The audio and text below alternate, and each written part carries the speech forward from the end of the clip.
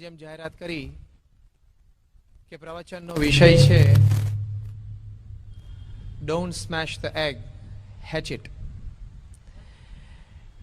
એટલે કે તમે કદાચ ઈંડું ફોડી નાખશો કારણ કે તમારે એ લાભ તાત્કાલિક જોઈએ છે, બચ્ચાનો જન્મ જલ્દી કરાવો છે, એટલે ઈંડું તોડશો તો એ બચ્ચું મરી જશે, તમને પ્રાપ્ત નહીં થાય. You have two let it hatch. એનો સમય થશે ત્યારે આપોઆપ એક તંદુરસ્ત બચ્ચાનો જન્મ થશે જ.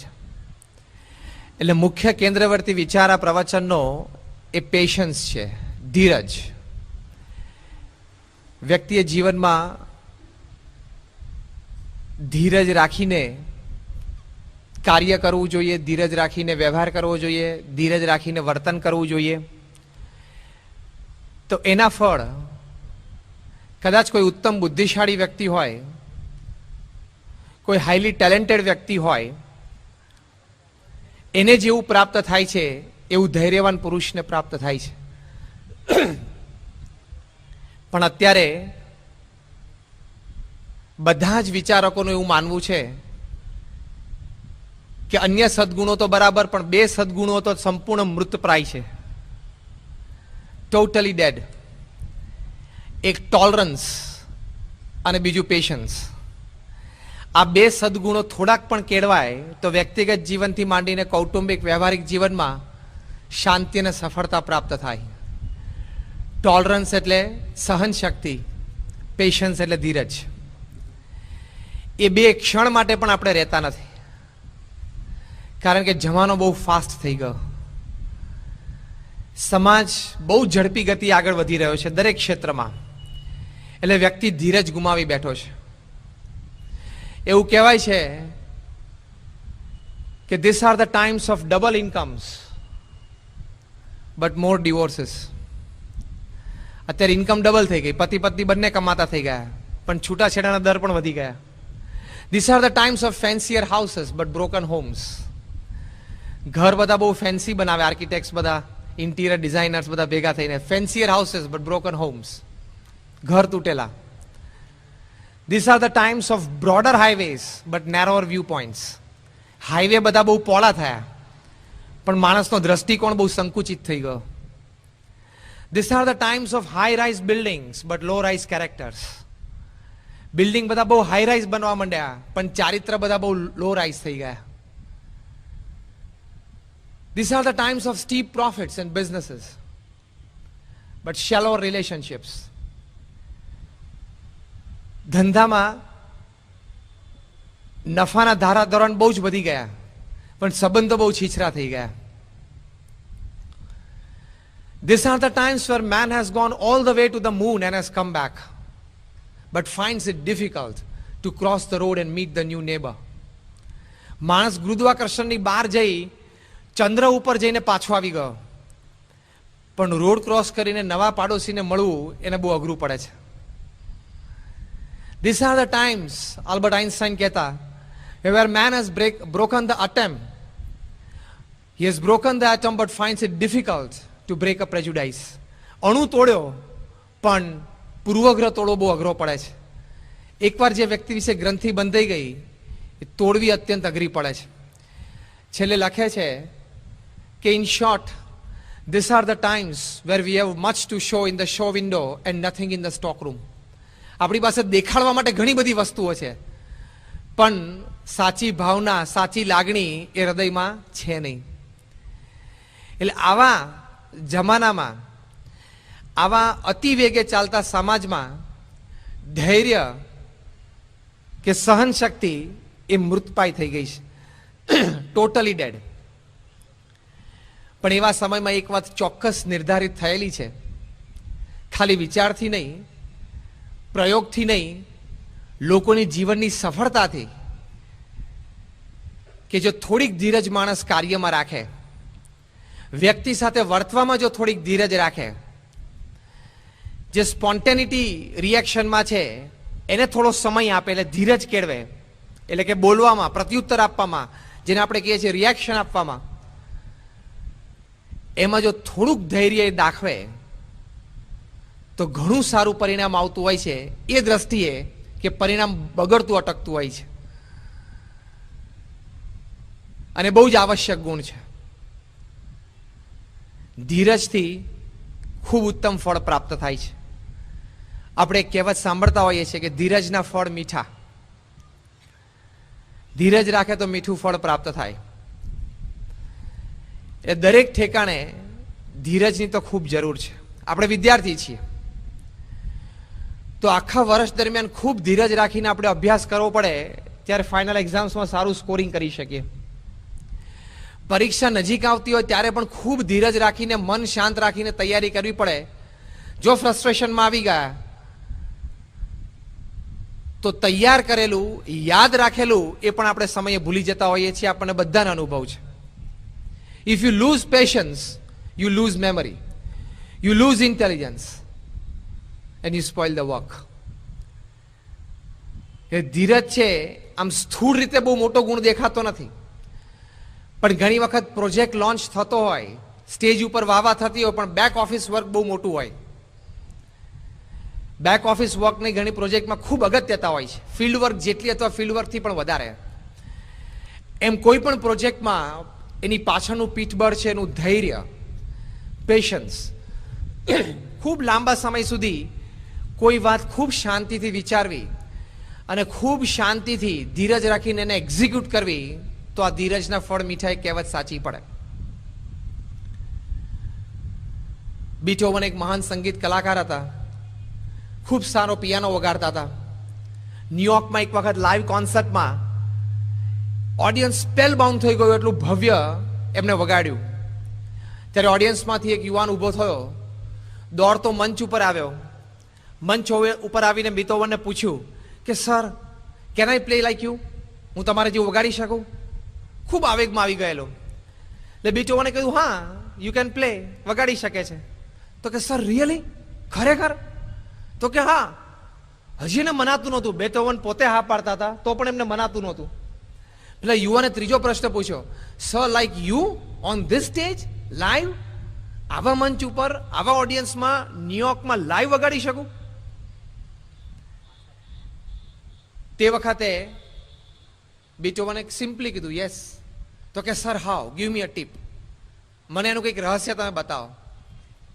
ત્યારે બીથોવને સિમ્પલ એક આન્સર આપ્યો, 16 hours a day, 40 years. ખબર પડી? રોજના 16 કલાક 40 વર્ષ સુધી પ્રેક્ટિસ કરે એટલે મારા જેવું વગાડીશ. રાતોરાત તો બીથોવન થવાતું નથી. ધીરજ રાખવી પડે. ચોક્કસ આમાં પુરુષાર્થનો પણ ગુણ છે, શ્રદ્ધાનો પણ ગુણ છે, પણ આપણે ધૈર્યનો ગુણ પણ શીખી શકીએ કે ખૂબ ધીરજ રાખીને. બીથોવને પોતે જ્યારે વગાડવાની શરૂઆત કરી હશે ત્યારે કે આવું નહીં વગાડતા હોય, પણ રોજ 16 કલાક વગાડ્યું. એમાં કોઈ પણ નોટ્સ કંઈ પહેલી વખત વગાડીને શીખી નહીં ગયા હોય. હજારો વખત એક એક નોટ્સ વગાડી હશે. ત્યારે અડધી રાત્રે એને નોટ્સ કહેવામાં આવે અને આંખ બંધ કરીને પિયાનો ઉપર 2 હાથ પછાડે એટલે એ નોટ્સ વાગવા માંડે. એટલે બહુ શ્રદ્ધાથી ધીમે ધીમે આગળ વધવું પડે. એક સારા ચિંતકે પેશન્સની વ્યાખ્યા કરી છે, ધીરજની, કે it is relentless persistence with a cool head and a faithful heart. નિરંતર પુરુષાર્થ, ઠંડા મગજે અને શ્રદ્ધાળુ હૃદયે. Relentless persistence with a cool head and a faithful heart is patience. અને કોઈ પણ મહાપુરુષોના જીવનમાં ખૂબ શ્રદ્ધાથી એક ક્ષેત્રમાં મંડ્યા હોય, ખૂબ ધીરજ રાખી હોય, અનેક નિષ્ફળતાઓનો સામનો કર્યો હોય, ઘણી વખત ઘણી બધી ટીકાઓના પોતે શિકાર બન્યા હોય, છતાં પણ એક વિચાર સ્થિર રાખીને, ધીરજ રાખીને એ મંડ્યા રહ્યા હોય, એવી વ્યક્તિઓના જ પ્રસંગો, એવી વ્યક્તિઓના જ જીવનશૈલીઓ એ આપણે ઇતિહાસમાં વાંચીએ છીએ અને ભણીએ છીએ. History is made up of this kind of people who kept patience under the most odd circumstances and achieved the result. Nothing happens overnight. રાતોરાત કાંઈ વસ્તુ થતી નથી પૃથ્વી ઉપર. બધામાં ધીરજ અને શ્રદ્ધા જોઈએ. તો એ હોવું બહુ જરૂરી છે. જેમ્સ ગારફિલ્ડ જ્યારે પ્રિન્સિપલ હતા એક સ્કૂલના, ત્યારે એમને એક મા બાપ એમને સંતાન એમની પાસે લઈને આવ્યા અને એમને પૂછ્યું કે સર, મારા સંતાનને અમારે હાઈસ્કૂલમાં એડમિટ કરવા છે, કોઈ એવો કોર્સ એને ભણાવો કે જલ્દી ભણી લે અને જલ્દી પૈસા કમાતો થઈ જાય. ત્યારે ગારફિલ્ડે એમને કહ્યું કે તમારા ઘરમાં બેકયાર્ડમાં ગાર્ડન છે? તો કે yes sir, but why you asking this question? હું તમને તમારી પાસે એડમિશન લેવા માટે આવ્યો છું એ સંબંધી વાત કરું છું, અને તમે મારા ઘરમાં બેકયાર્ડમાં ગાર્ડન છે કે નહીં એ પૂછો છો? તો કે હું તમને પૂછું એનો મને ઉત્તર આપો. તો કે હા છે, બેકયાર્ડમાં એક ગાર્ડન છે, એમાં શું વાવો છો? તો કે થોડું શાકભાજી વાવીએ છીએ. તો કે તમે બ્રિંજોલ એટલે કે ભીંડા વાવો તો કેટલી વારમાં તમને ભીંડા મળે, અને ઓક ટ્રી વાવવું હોય તો? કે ઓક ટ્રી તો કે બેકયાર્ડમાં ના વવાય. કેમ? તો કે ઓક ટ્રીને તો 100 વર્ષ થાય, અને ભીંડા તો કે એક સિઝનમાં 3 વખત આવી જાય. તમારા દીકરાને ભીંડા જેવો કરવો છે કે ઓક ટ્રી જેવો કરવો છે અચળ, એ નક્કી કરીને પછી કોર્સ જાણવા માટે મારી પાસે આવો. હું એને 2 વર્ષમાં તૈયાર કરી દઈશ, પણ he will remain as an ordinary clerk, he will remain as an ordinary accountant. એક બેરિયર જો તોડવું હોય તેમાં ધીરજ રાખીને પુરુષાર્થ શ્રદ્ધાથી મંડ્યા જ રહેવું પડે.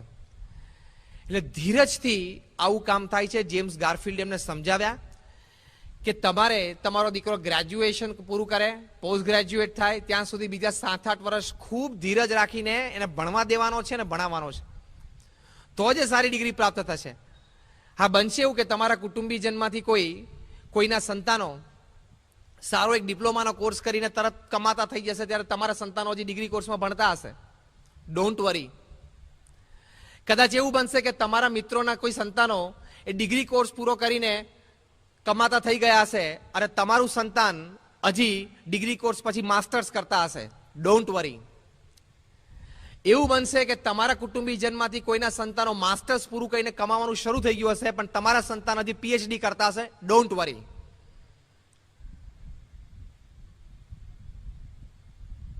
ગારફિલ્ડે વાત કરી કે જેટલા વર્ષ એ વધારે ભણવામાં કાઢશે એટલા જ મહિનામાં, જેટલા વર્ષ વધારે ભણવામાં કાઢશે એટલા જ મહિનામાં એ એનાથી નીચેની એક ડિગ્રીને પોઝિશન, પાવર અને ફિનાન્સમાં ઓવરટેક કરી નાખશે.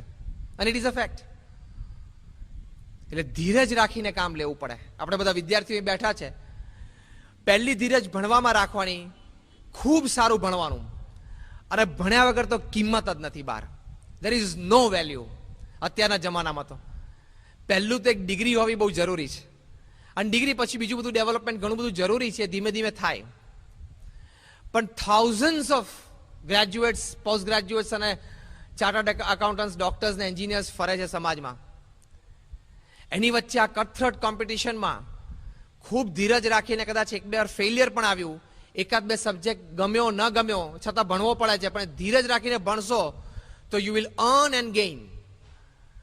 Otherwise you are at a loss. પછી બહુ જ પસ્તાવો થશે, પછી મોટી ઉંમરે ભણી શકાતું નથી. એટલે ખૂબ ધીરજ રાખીને ભણવું એ ખૂબ જરૂરી છે. અને દરેક ક્ષેત્રમાં આપણે વાત કરી, અત્યારે વિદ્યાર્થી અવસ્થા છે, પણ દરેક ક્ષેત્રમાં ધીરજ રાખવી પડે. ગાંધીજીને પૂછ્યું કે તમને ખબર છે તમે કોની સામે લડત લો છો? You are fighting the mightiest military power in the world, the Britishers. આખી પૃથ્વી પર એનું રાજ છે. તમે એક મુઠ્ઠી પર હાડકાવાળી વ્યક્તિ આ અંગ્રેજ સલ્તનત સામે તમે શું કરી શકશો? એને પાયા પાતાળે છે.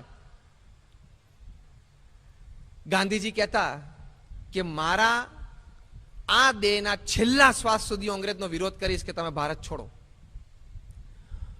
હું ધીરજ નહીં હારું, હું શ્રદ્ધા નહીં છોડું.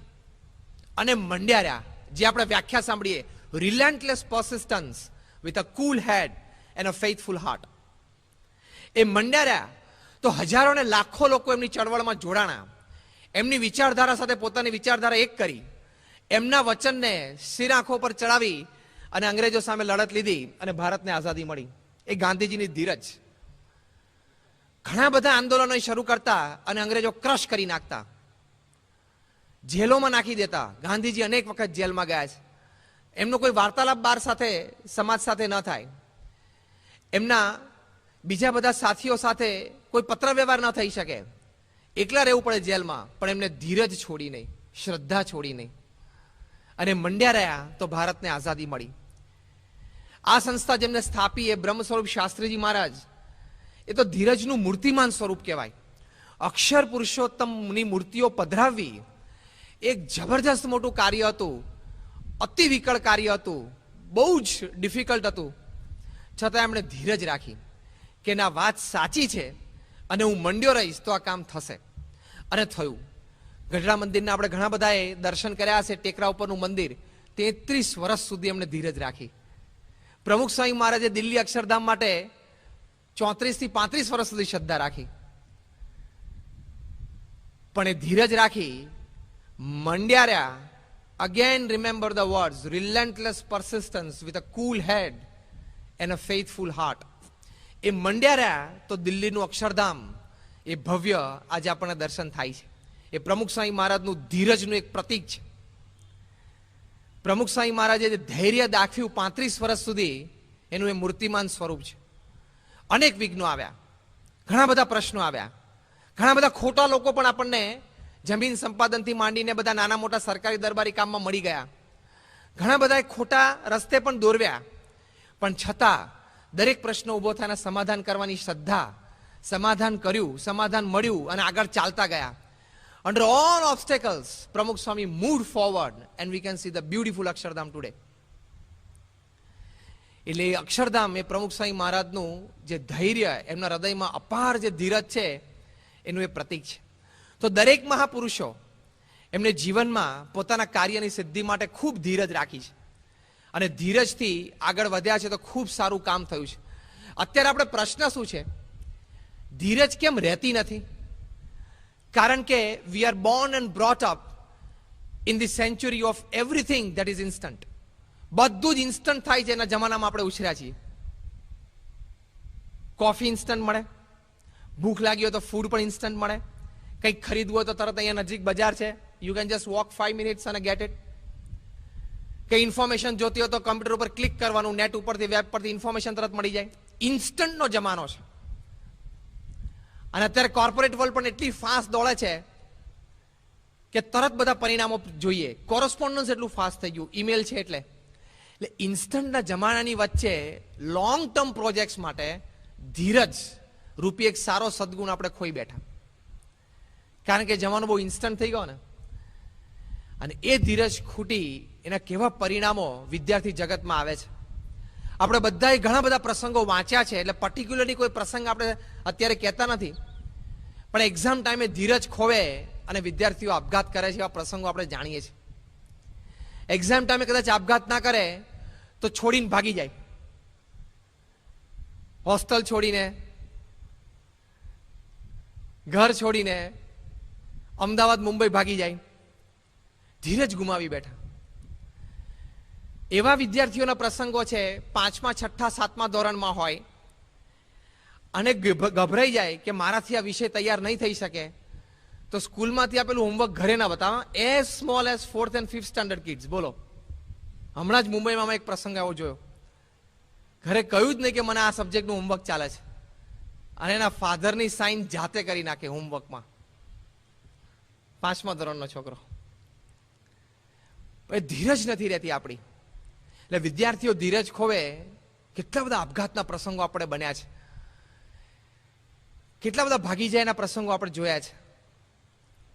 તો એ ધીરજ રાખીને મંડે તો ભલે આ વર્ષ કદાચ નબળું ગયું, આવતા વર્ષે થાય. અમારે છાત્રાલયમાં એવા પ્રસંગો બનેલા છે, શ્રદ્ધાથી 12, 13, 14 વર્ષ રહ્યા હોય ને PhD થયા હોય. કેવું? પણ ધીરજ રાખીને 13-14 વર્ષ શ્રદ્ધા રાખી. દીપક ડોક્ટર બેઠા છે એની વાત છે. 13-14 વર્ષ સુધી શ્રદ્ધા રાખી, અમે રાઈટ? તો આજે PhD ડોક્ટર થઈને બેઠા છે. એટલે patience has it's on fruit and it pays. ચોક્કસ એનું ફળ મળે છે. અંગ્રેજીમાં એક કહેવત છે, those people who have walked in the dark has never failed to see great light. જે લોકોએ અંધારામાં પણ ચાલવાની ધીરજ રાખી છે કે ભલે અંધારું છે, મને કોઈ પ્રકાશ દેખાતો નથી, પણ હું ચાલ્યો જઈશ, હું ઊભો નહીં રહું, એ ચાલવાની શ્રદ્ધા એને રાખી છે અને ચાલ્યા ગયા છે. They have never failed to see great light. કોઈ મહાન પ્રકાશ એમને જીવનમાં ન દેખાણો એવું બન્યું નથી, આગળ એને પ્રકાશ મળ્યો જ છે. એટલે ધીરજ રાખીને આપણે મંડ્યા રહેવું પડે. Any dream which is hold upon a little longer definitely comes true and grows bigger. કોઈ પણ સ્વપ્નને હજી તમે થોડીક વધારે વાર તમે ટકાવી રાખો તો એ ડેફિનેટલી એ સપનું મોટું થયું છે અને સપનું સાકાર થયું છે. આ હકીકત છે. It is a fact of life. Abraham લિંકનનો પ્રસંગ તમે જો, એમને સપનું હતું કે મારે અમેરિકાના પ્રેસિડેન્ટ બનવું છે. બહુ જ ઓર્ડિનરી વ્યક્તિ with a very ordinary background resource, પણ એમને મનમાં હતું કે મારે આ કક્ષાએ પહોંચવું છે. અહીંયા કોઈ બેઠું છે કે જેને ખબર હોય કે અબ્રાહમ લિંકન અમેરિકામાં કેટલી વખત જનરલ ઇલેક્શન્સ હારી ગયેલા? If you know the figure, rays your hand. કોઈ છે પેલો છોકરો? હા, ઉભો થા. હા, 7 નો, 36 નો, બહુ વધારે ફિગર તો ધામમાં જાય. 14, યસ, વેરી ગુડ. પાછળ 14 વખત અમેરિકામાં જનરલ ઇલેક્શન્સ હારી ગયેલા. માણસ હિપતાઈ જાય, ફરી વખત હિંમત ના ચાલે, ઘરની બહાર નીકળીને કોઈને કહી ના શકે કે તમે મને હવે મત આપો, અને કહેવા જાય તો મૂર્ખ ઠરે, એને પોતાને શરમ આવે. કોક એમ તો, અને 15મી વખત ઉભા રહ્યા છે ત્યારે 5 જણા નહીં મળ્યા હોય કે વધારે શરમ આવે છે, તું હવે રહેવા દે, તું ઘરે બેસ, કંઈક ભજન કર, તને તું નાની દુકાન એક ચલાવ, અમેરિકાના પ્રમુખ ના બનાય. 15મી વખત જ્યારે જનરલ ઇલેક્શન્સ લડ્યા છે ને પ્રવચન તો કર્યા છે ને, ત્યારે 2-5 જણાએ સભામાંથી ઉભા થઈને નહીં કહ્યું હોય. બધા પ્રસંગો બન્યા છે, પણ એમને ધીરજ રાખી કે one day I want to become the president of US. એક જ વાત, 15મી વખત જનરલ ઇલેક્શન્સ જીત્યા અને અમેરિકાના પ્રમુખ બન્યા, અને today he is considered to be one of the best presidents of America ever. આજે અમેરિકાના પ્રેસિડન્ટ બેરાક ઓબામા એમની ઓફિસમાં એમની સામે અબ્રાહમ લિંકનની મૂર્તિ રાખે છે. એમને પૂછ્યું કેમ, તો કે આ વ્યક્તિ પાસે જીવનની ઉત્તમ પ્રેરણાઓ પ્રાપ્ત થાય એવી હકીકતો છે, એમના જીવનની એવી હકીકતો છે. કપરી પરિસ્થિતિઓમાં માણસ બેસી જાય, ઊભો ન થઈ શકે, ત્યારે પણ અબ્રાહમ લિંકને જે કામ કરી બતાવ્યું એ મારી માટે પ્રેરણારૂપ છે, એવું બેરાક ઓબામા કહે છે. તો ધીરજથી એ માણસે આ ઘણી બધી સિદ્ધિઓ પ્રાપ્ત કરી છે, અને ધીરજથી કામ થાય છે. અત્યારે 100 મીટર્સ મેન્સ સિંગલ્સ ચેમ્પિયન કોણ છે? કોને નામ ખબર છે? Don't speak, just raise your hands. 100 metres હમણાં જ વર્લ્ડ ચેમ્પિયનશિપ્સ પૂરી થઈ. 100 મીટરની દોડમાં the fastest man on earth, પૃથ્વી પર સૌથી ઝડપી વ્યક્તિ કોણ બન્યો? આઈ એમ સરપ્રાઇઝ કે સભામાં ફક્ત 50 જ આંગળીઓ ઊંચી છે, બાકીને એમને એમ ના કરતા જ, હવે એમને ઊંચી થવા માંડી બીજી 50. ઓકે, સમબડી ટેલ મી. ઉસેન બોલ્ટ કેટલી સેકન્ડ્સમાં 100 મીટર્સ દોડ્યો? બોલો, ઉભા થઈને પાછળથી કોઈ બોલો. 9.58 સેકન્ડ્સ.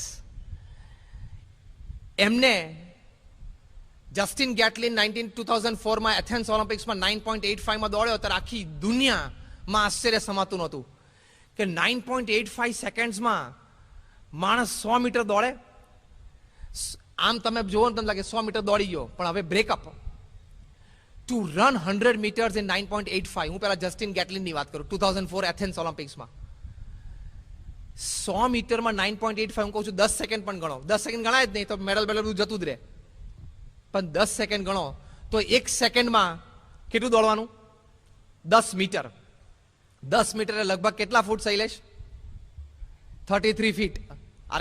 આર્કિટેક્ટને પૂછી લેવાય ને. 10 મીટર એટલે 33 ફૂટ 1 સેકન્ડમાં દોડવાનું. એટલે આ જે અહીંયા માઇક કેબિનનો છેડો છે ત્યાંથી લગભગ અહીંયા સ્ટેજના સેન્ટર સુધી આટલું 1 સેકન્ડમાં એને દોડવાનું. હવે ખબર પડી? આ માઇકના છેડેથી અહીંયા સેન્ટર સ્ટેજ સુધી 1 સેકન્ડ, એવું 9.85 સેકન્ડ સુધી ડિસ્ટન્સ મેન્ટેન કરવાનું. ઈ રન્સ લાઈક અ ચિત્તા. એ વખત આમ બુલેટની જેમ પસાર થઈ જાય તમારી આંખ પાસેથી. એ જસ્ટિન ગેટલિન ડ્રગ એડિક્ટ હતો, સ્કૂલમાંથી એને બરતરફ કરેલો, પણ એને એક મનમાં હતું કે હું ફાસ્ટ દોડી શકું છું, મારે દોડવું છે. સ્ટેટ લેવલ ચેમ્પિયનશિપ્સમાં બધે ફેલ, એટલે પાછો ડ્રગ એડિક્ટ થઈ ગયો. એના કોચે એને કીધું કે તું ધીરજ રાખ, તું રોજ સવારે પ્રેક્ટિસમાં આવ, તારામાં પોટેન્શિયલ છે, તું દોડી શકીશ. ખૂબ એને ધીરજ આપી. લગભગ 6-7 વર્ષ સુધી એને ટ્રેનિંગ આપી. અને એ ટ્રેનિંગ પછી એ જસ્ટિન ગેટલિન તૈયાર થયો અને 9.9 જે બેરિયર હતો એને તોડ્યો. 9.85 દોડ્યો. તો ઉસેન બોલ્ટ તો 9.58 એ તો જબરદસ્ત કહેવાય. ટાઈમ્સ ઓફ ઇન્ડિયામાં ટાઇટલ આવેલું the thunder bolt. Usain bolt નહીં, થંડર બોલ્ટ એવું દોડ્યો એ. પણ એ બધાએ ધીરજ રાખીને, આપણને એમ લાગે ખાલી 100 મીટર દોડવાનું હતું, એ તો રોજ સવારે આપણે દોડી શકીએ, પણ 10 સેકન્ડની અંદર દોડવું ને એટલે 7, 8, 10 વર્ષની પ્રેક્ટિસ જોઈએ. એમને ના દોડી શકાય. તો જો ધીરજ રાખીને કામ કરે ને તો બધું જ થઈ શકે છે. તમે પ્રમુખ સ્વામી મહારાજનું જીવન જો. Let us analyse a case study. પ્રમુખ સ્વામી મહારાજનો કેસ સ્ટડી આપણે કરીએ. બહુ જ વેલ પ્લાન્ડ જીવન છે પ્રમુખ સ્વામી મહારાજનું, અને બહુ જ ધીરજથી એમણે કામ કર્યું છે. એટલું ધૈર્ય એમને ધારેલું હૃદયમાં હજી છે. એમની વાણીમાં, એમના વર્તનમાં, એમના નિર્ણયોમાં એટલું બધું ધીરજ એમણે રાખી અને શ્રદ્ધાથી મંડ્યા તો આજે BAPS ને one of the largest NGOs of the world એ બનાવી શક્યા. છેલ્લા 38-39 વર્ષની એમની કારકિર્દી ગુરુપદેની જોઈએ તો એમાં એક બહુ જ મોટો ગુણ, અનેક સદગુણોની વચ્ચે એ સીધું આપણને આંખે વળગે એમનું ધૈર્ય છે. કેટલી બધી પ્રવૃત્તિ એમણે કરી. વ્યક્તિગત જીવનની દ્રષ્ટિએ પ્રવૃત્તિ, પત્રલેખન કે મુલાકાત જોઈએ, પધરામણી કે સભા જોઈએ, અને જાહેર જીવનમાં પણ જાહેર બધા પ્રસંગો, આવી સંસ્થાઓ બધી ઊભી કરવી. એ વ્યક્તિગત જીવનમાં અને જાહેર જીવનમાં અત્યંત ધીરજ રાખીને એમણે કાર્ય કર્યું તો બહુ જ મોટું પરિણામ પ્રાપ્ત થયું. જબરજસ્ત એમને એક્ટિવિટી કરી છે. ભવિષ્યમાં નોટ સ્કાય બટ પ્રમુખ સ્વામી ઇઝ ધ લિમિટ એવું કહેવાશે. વિચાર તો કરો કે એક વ્યક્તિ એમના જીવનમાં 6 લાખથી વધારે પત્રોના વાંચીને જવાબ આપે, 3 લાખથી વધારે ઘર, ઓફિસ, દુકાન કે ફેક્ટરીમાં પધરામણીઓ કરે, 2 મિલિયન પીપલ, 20 લાખ લોકોને વ્યક્તિગત મળે, એમના પ્રશ્નો સાંભળે, સમજે અને એ પ્રમાણે ઉત્તરમાં આશીર્વાદ, આશ્વાસન કે માર્ગદર્શન આપે. કોઈ વ્યક્તિ 35 વર્ષ સુધી રોજ સવારે ધૈર્ય ધારીને 40 મિનિટ શાંતિથી ભગવાનની ભક્તિ, ઠાકોરજીની પૂજા કરે, રોજ સાંજે સત્સંગ સભામાં 1 થી 1.5 કલાક બેસે, અને આટલી મોટી સંસ્થા, 800 થી પણ વધારે મંદિર, 830 થી પણ વધારે સંતો, 70 થી પણ વધારે હોસ્પિટલ, સ્કૂલ્સ, હોસ્ટેલ્સ, કોલેજીસ બન્યા અને ઇન ધ મેકિંગ, એ ઊભું કરે અને સક્સેસફુલી રન કરે. એ વ્યક્તિએ કેટલી ધીરજ રાખીને નિર્ણયો લીધા હશે, કેટલા બધા પ્રોન્સ એન્ડ કોન્સની વચ્ચે નિર્ણયો લીધા હશે.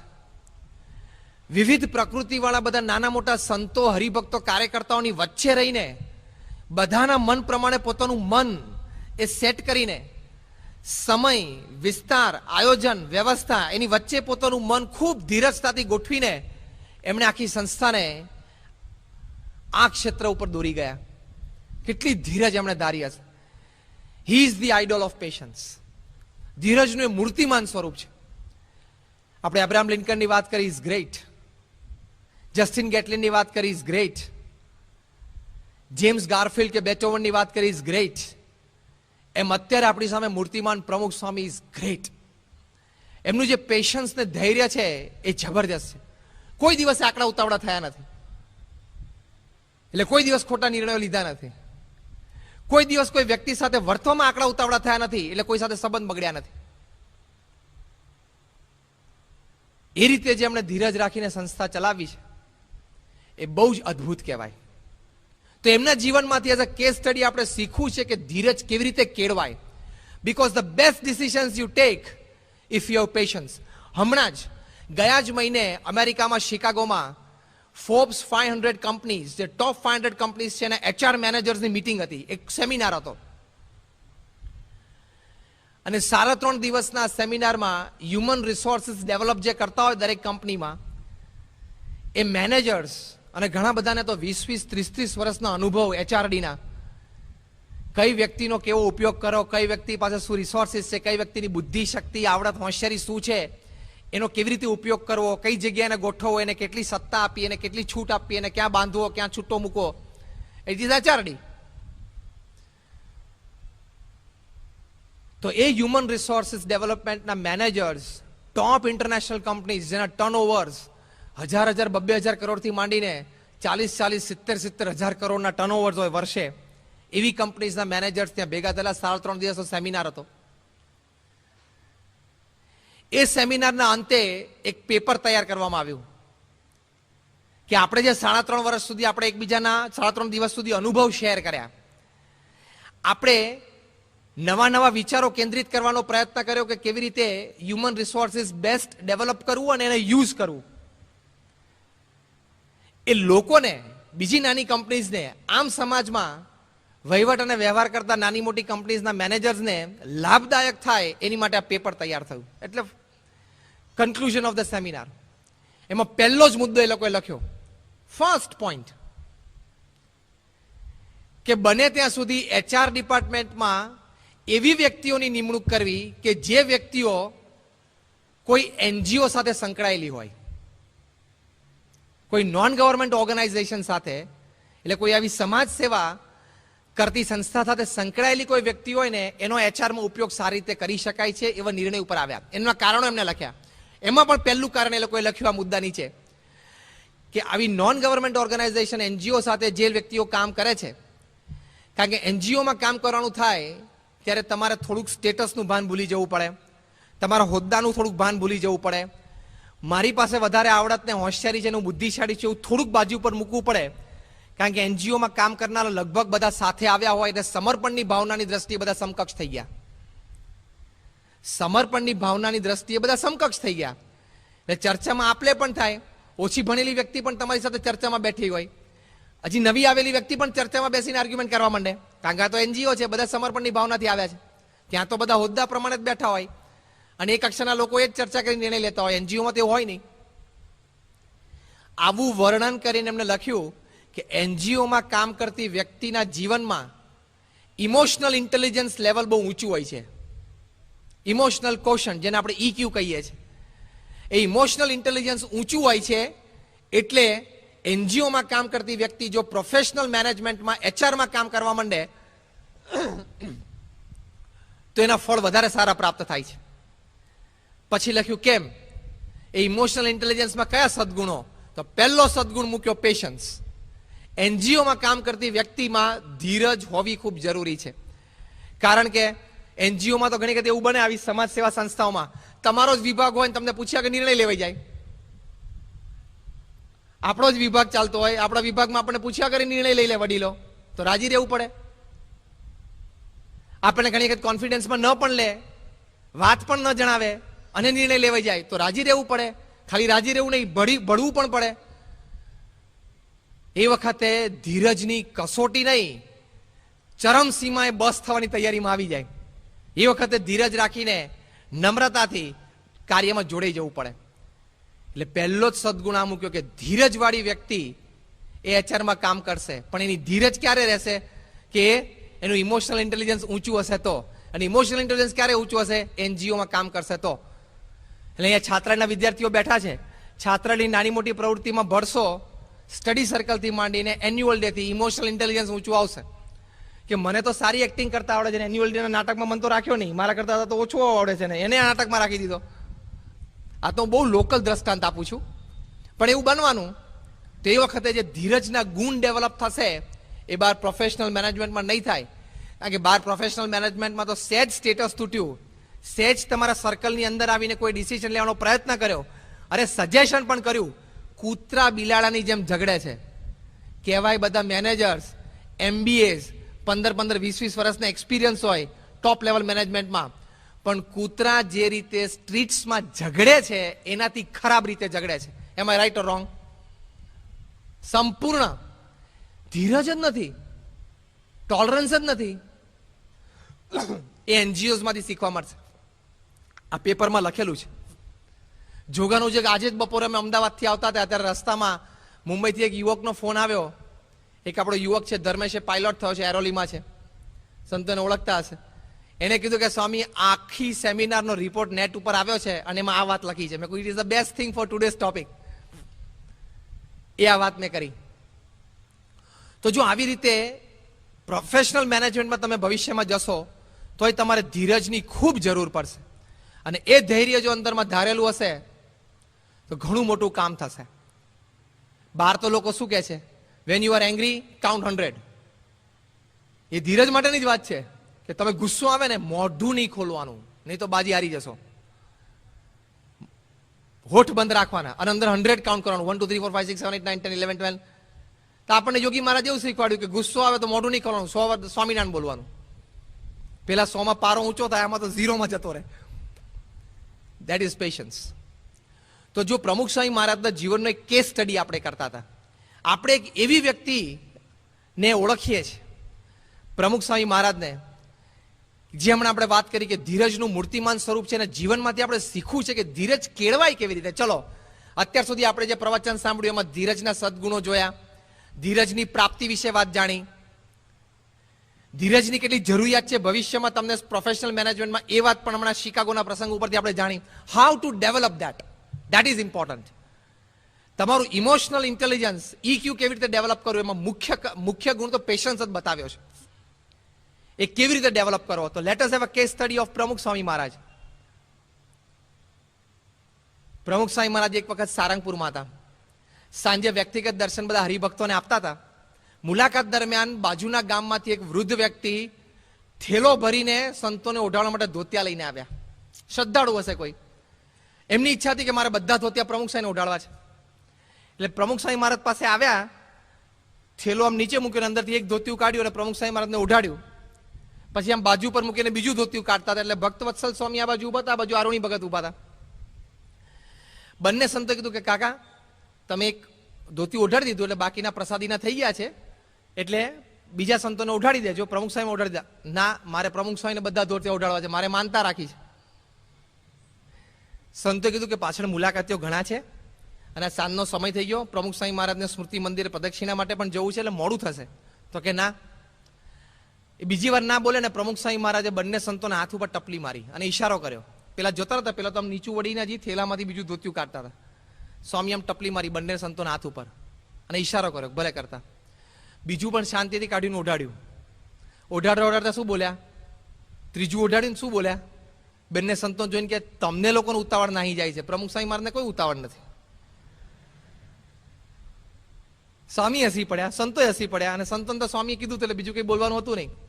8 ધોતિયા શાંતિથી એમણે થેલામાંથી કાઢ્યા અને 8 ધોતિયા પ્રમુખ સ્વામી મહારાજને ઓઢાડ્યા. અને છેલ્લું ધોતિયું કાઢ્યું એટલે આખું પોળું કર્યું. સ્વામી હસતા હતા કે અલા માણસ પોળું કર્યું. એ કે સ્વામી છેલ્લું ધોતિયું મારે તમને આખું તમે ગાતરી ઓઢો છો ને એ રીતે ઓઢાડવું છે. પાછળ લાઈન મળનારની 50 જણાની. હવે આવા કોઈક મુલાકાતી આવી જાય, કંટાળો આવી જાય.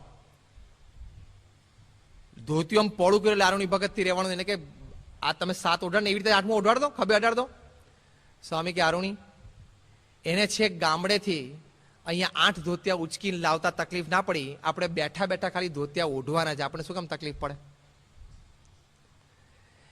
એટલે પેશન્સનો મોટો ગુણ, ધીરજનો પહેલો જ શીખવાનો. જો તમે સામેવાળી વ્યક્તિની લાગણી અને ભાવના સમજવાનો પ્રયત્ન કરો ને તો ધીરજ રહે.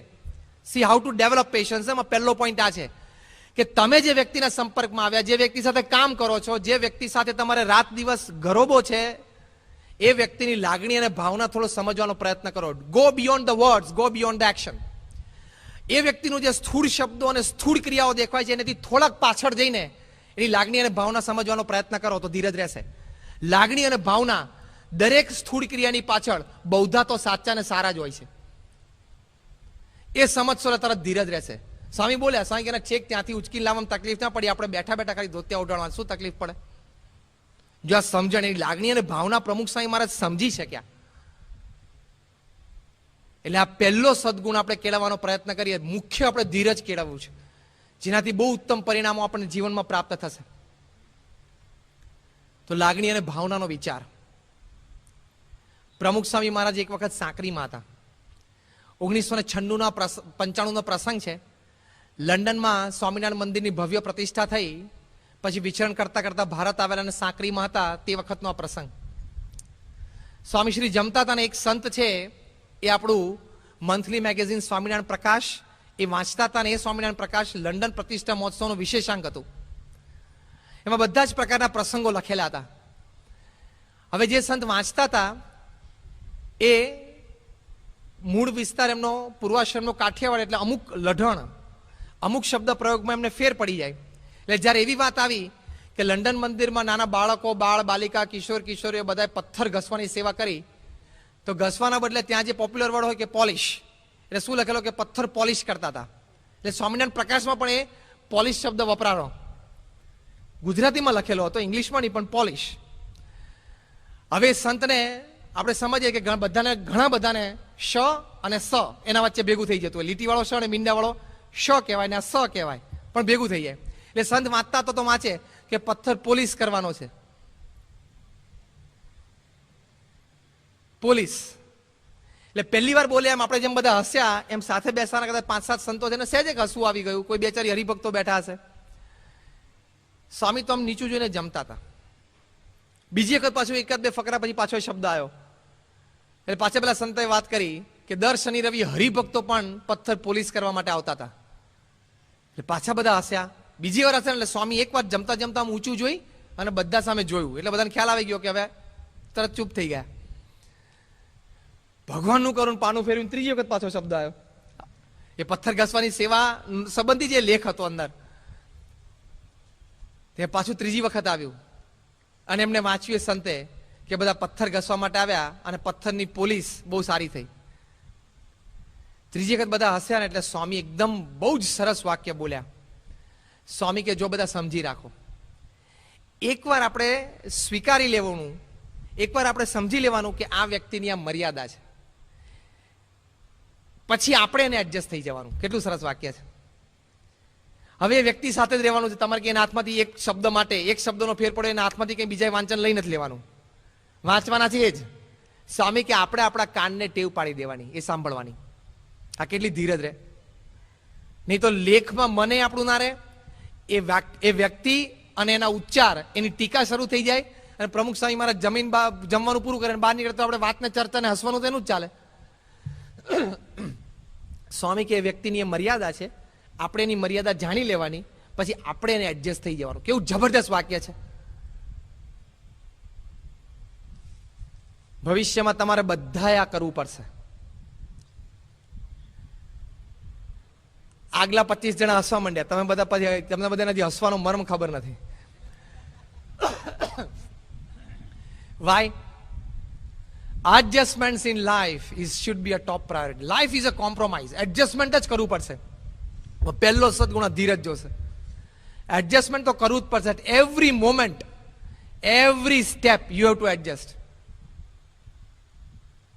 ભવિષ્યમાં તમારામાંથી એટલે તમે પ્રોફેશનલ મેનેજમેન્ટમાં હશો, તમારા લગ્ન થયા તો પત્ની સાથે, સંતાનો તો સંતાનો મોટા થશે ત્યારે એની સાથે વ્યવહારમાં અત્યંત ધીરજ રાખીને કામ લેવું પડશે. હમણાં એક પતિ પત્નીને 50 વર્ષ પૂરા થયા લગ્ન જીવનના. એટલે એમને પાર્ટી એમના ફ્રેન્ડ્સ બધાએ ગોઠવી અને આપી. અને પાર્ટી ચાલતી હતી ત્યારે એક વખત એક ઓડિયન્સમાંથી એક જણાએ પૂછ્યું કે what is the secret of your 50 years of marriage? 50 વર્ષ લગ્ન જીવનને પૂરા થયાનું રહસ્ય શું? લોકોને 5 વર્ષ પૂરા નથી થતા, 5 મહિના પૂરા નથી થતા ઘણી વખત. તો કે એનું રહસ્ય શું? એટલે એમને પતિએ આમ જવાબ આપવાની શરૂઆત કરતા હતા ત્યાં પત્નીએ માઇક ખેંચી લીધું. Let me answer. એટલે બધા જોયું માઇક આમ ગયું. પછી પત્ની આમ બોલવાની શરૂઆત કરતા હતા ત્યાં પત્નીને એમ થયું કે ના ના મારા પતિ જવાબ આપે બરોબર છે, એટલે પાછું માઇક આપી દઉં, તમે પહેલા જવાબ આપો ને. લોકો તાલીઓ પાડવા માંડ્યા. We got the answer. પછી જવાબ તો હજી બાકી જ હતો સ્થૂળ દ્રષ્ટિએ. પછી એના પતિએ કીધું કે બધા જ અગત્યના નિર્ણયો હોય ને એ મારે જ લેવાના, મારી પત્નીને જણાવવાનું પણ નહીં અને કોન્ફિડન્સમાં પણ નહીં લેવાના. હું જે નિર્ણય લઉં એમાં એમને અનુસરવાનું જ હોય. અને જે ઓછા અગત્યના નિર્ણયો હોય ને એ બધા મારા પત્ની લે, એમાં કદાચ એ મને ના જણાવે તો મારે કોઈ તકલીફ નથી. એવી રીતે અમારે 50 વર્ષ નીકળી ગયા. એટલે બધા ઓડિયન્સમાં બધાને આશ્ચર્ય થયું કે ધીસ કાન્ટ હેપન. તમે કોઈ ઇમ્પોર્ટન્ટ નિર્ણયમાં પતિ પત્ની તરીકે તમારા પત્નીને ઇન્વોલ્વ જ ના કરો, અને બહુ અનઇમ્પોર્ટન્ટ નિર્ણયોમાં કે તારે જે નિર્ણય લેવો એટલે મને કંઈ વાંધો નથી. This is not the way that you can carry on for 50 years. એક જણો બુદ્ધિશાળી હતો ઓડિયન્સમાં કે સાહેબ ડિસ્ક્રાઇબ તો કરો કે ઇમ્પોર્ટન્ટ નિર્ણયો કયા અને અનઇમ્પોર્ટન્ટ કયા.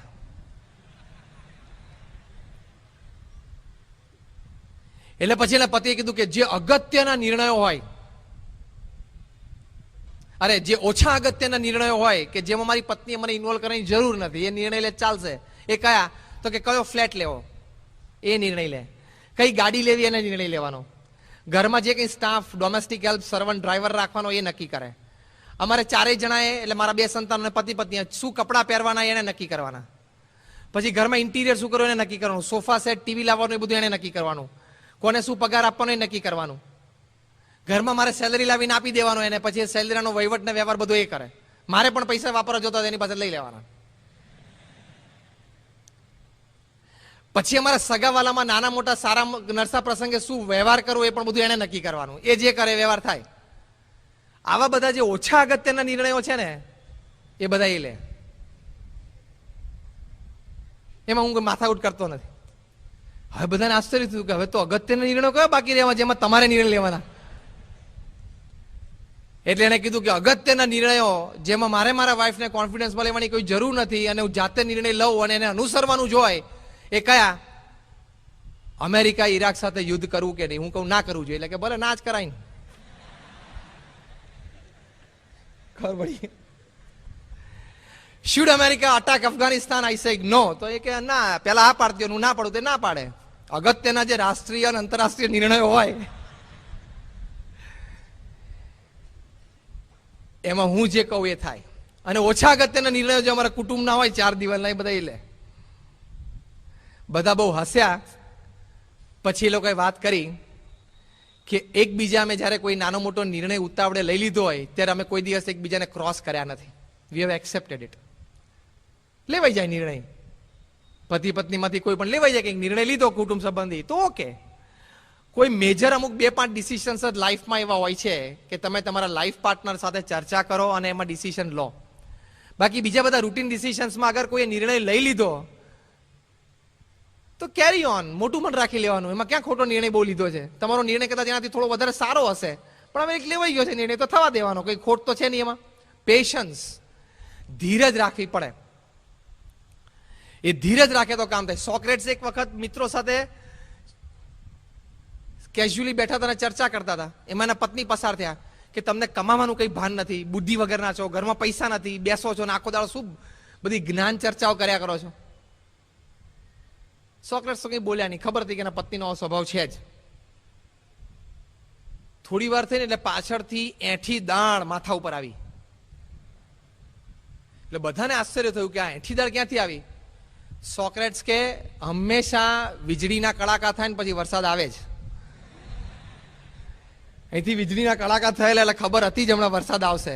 બેસો આપણે શાંતિથી, નાવાનો ટાઈમ થાય તો નહીં આવશું. ધીરજ. પ્રસંગો બનશે જ when you are a married person. તમે કુટુંબ ચલાવશો ને નાના મોટા પ્રસંગો દરેક સ્ટેપ પર રોજ બનશે. એ વખતે ધીરજ રાખવી પડશે. જો ધીરજ રાખે તો કામ આગળ ચાલી ગયું. એટલે આપણે ટોક ફ્રોમ 2 પોઈન્ટ્સ. પ્રોફેશનલ તમે જ્યારે બનશો ત્યારે પણ ધીરજ રાખવી પડશે નિર્ણયો લેવામાં, અને એઝ અ ફેમિલી મેન પણ તમારે ખૂબ ધીરજો રાખવી પડશે. ધીરજ કે નિર્ણયો લેવામાં તો જ આગળ કામ ચાલશે. તો ધૈર્ય એ બહુ જ મોટો સદગુણ છે જે પ્રમુખ સ્વામી મહારાજના જીવનમાં આપણને ડગલે ને પગલે દેખાય છે કે ખૂબ ધીરજ રાખીને એમણે શ્રદ્ધાથી કામ કર્યું છે. 2 મુદ્દા આપણે જોયા ધીરજ કેળવવાના. પહેલો મુદ્દો કયો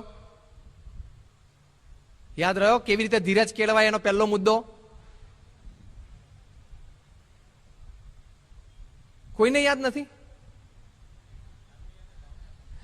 સામેવાળી માણસની લાગણી અને ભાવના સમજવાની. બીજો મુદ્દો શું કયો?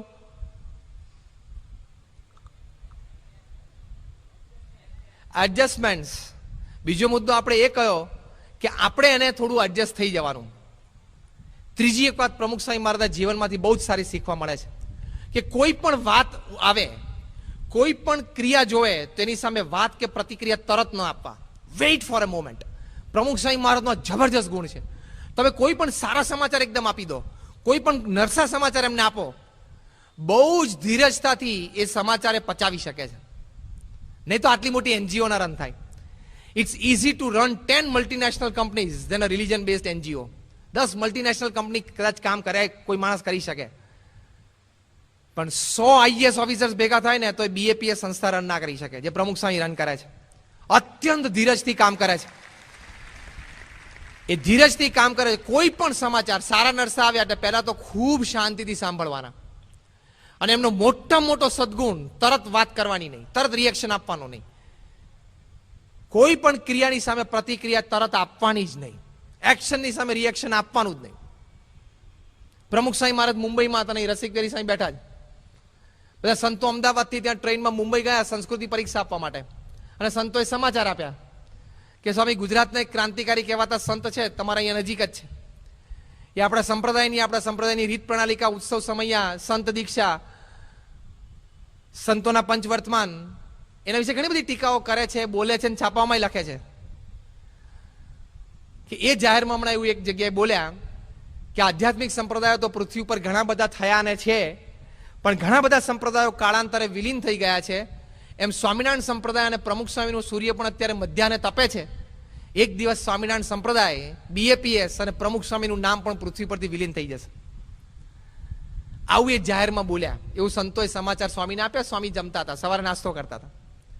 એક અક્ષર પ્રમુખ સ્વામી મહારાજ બોલ્યા નહીં, ચહેરા ઉપર એક લકીર ફરી નહીં. આપણે એમની જગ્યા હોત તો આપણે બોલી બેસત કે એ બોલનાર જે વ્યક્તિ છે એ પોતે પણ એક સંત છે. અહીંયા જ એમનો સંપ્રદાય ચાલે છે, અહીંયા જ એમનો આશ્રમ છે, નજીકમાં જ. એમને એક પૂજારી રાખવા માટે ન્યૂઝપેપરમાં જાહેરાત આપવી પડે છે કે 2000 રૂપિયા પગાર આપશું, ફેમિલી સાથે પૂજારીને રહેવું હોય તો રૂમ આપશું, અને ઠાકોરજીનો થાળ જમે, રહેવું ખાવું પીવું 2000 રૂપીઝ. વોન્ટેડ પૂજારી.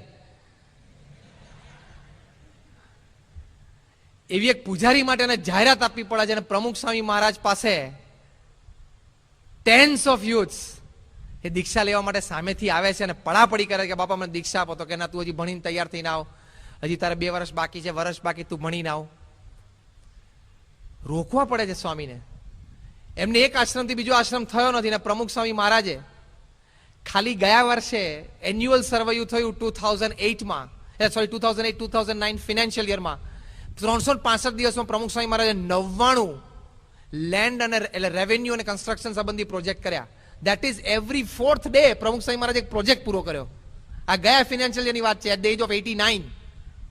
ખબર ના પડે તમે કોની વિશે વાત કરો છો, પણ એ ભાન ભૂલી ગયા. મને બોલ્યા, પ્રમુખ સ્વામી મહારાજ પાસે વાત આવી, એક અક્ષર બોલ્યા નહીં. ફરી એક જ સંતોએ વાત કરી કે આવી બીજી જગ્યાએ વાત કરી, ત્રીજી જગ્યાએ વાત કરી હતી. સ્વામી આપણી સમજણ માટે શાંતિથી બોલ્યા. સ્વામી કે જો સંપ્રદાય તો પુરુષના આધારે ટકે છે, એવા પ્રતાપી પુરુષ હોય એ સંપ્રદાય જાગ્રત રાખે, હરિભક્તો મુમુક્ષોને જાગ્રત રાખે, નિયમ ધર્મમાં વર્તાવે, ભગવાનની ઉપાસના પ્રવર્તાવે. અને આપણે તો ભગવાનની કૃપા છે કે પૃથ્વી રહેશે ત્યાં સુધી આપણા સંપ્રદાયમાં જોગી મહારાજ જેવા પુરુષ પ્રગટ રહેશે, એટલે આપણને કોઈ પ્રશ્ન નથી. તો જો કહેવાનું શું છે કે એવું ધીરજ રાખીને પ્રમુખ સ્વામી મહારાજે સંપ્રદાય ચલાવ્યો. પણ આ ગુણ, ત્રીજો સદગુણ એમાંથી શીખવાનો, don't react immediately, give time to for the second thought. આ તો હવે મેનેજમેન્ટ સેમિનાર્સમાં તમને ભવિષ્યમાં શીખવાડશે કે કોઈ પણ વાત સાંભળી અથવા કોઈ પણ એક્શન જોઈ તો જે પહેલો વિચાર આવે છે ને એમાં તમે લોસ ઇન્કર કરવાની પૂરી શક્યતાઓ છે. You will incur a loss. Wait, બીજો થોટ છે ને એ વધારે કન્ડ્યુસિવ, વધારે સારો, પરસ્પર લાભદાયક અને શાંતિદાયક વિચાર હશે, હશે ને હશે. આ તો મેનેજમેન્ટની દ્રષ્ટિએ પ્રૂવ થયેલું છે. Weight for the second thought, એટલે ધીરજ. પ્રમુખ સ્વામી ક્યારેય ઇન્સ્ટન્ટ રિએક્શન આપતા જ નથી. એમના એ જીવનનો જબરદસ્ત મોટો સદગુણ છે. તો સ્વામી આ પ્રસંગે પણ રિએક્શન આપ્યું જ નહીં. પ્રમુખ સ્વામી મહારાજ ઘણી વખત કોઈક જગ્યાએ દર્શન કરવા ગયા દરવાજા બંધ કરી દે, કોઈક જગ્યાએ એમને જવા ના દે. ધીરજ, બોલવાનું જ નહીં કાંઈ. You speak and you become the slave of your words. You keep mum and you are the king of your actions. તમે એકવાર બોલી બેઠા એટલે તમારા શબ્દોના તમે ગુલામ થઈ ગયા, અને તમે ચૂપ રહ્યા તો તમારી ધીરજ અને શાંતિ એ તમારી ક્રિયાઓ, એ તમારા એક્શન્સ, એની ઉપર તમે પ્રભુત્વ છે, તમે રાજા છો, કારણ કે એની પરથી તમારી પર્સનાલિટી આખી ડેવલપ થઈ જશે.